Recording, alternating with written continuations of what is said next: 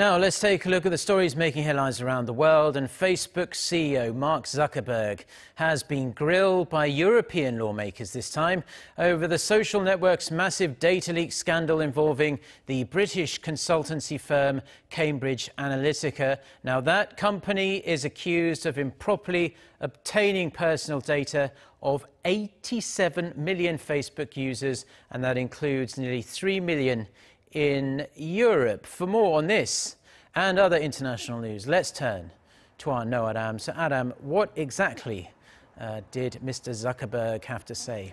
Well, Mark, it was mostly the same of what we saw last month when he testified before the US Congress on Tuesday in front of EU officials, this time in Brussels.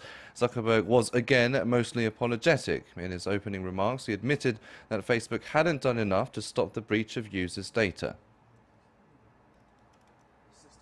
But it's also become clear over the last couple of years that we haven't done enough to prevent these tools from being used for harm as well.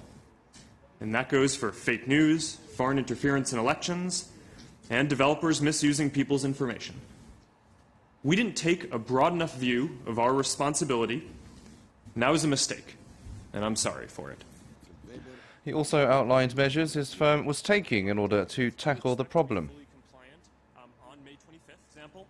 We are doubling the number of people working on safety and security at our company to more than 20,000 by the end of this year.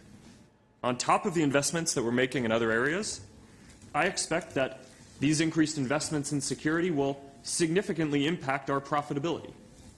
But I want to be clear.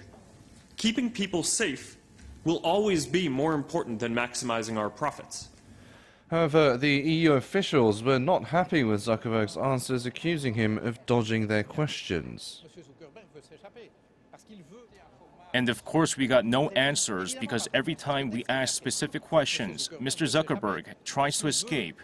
He wants to be left alone as much as possible, and he wants us to let him cash the profit of his monopoly.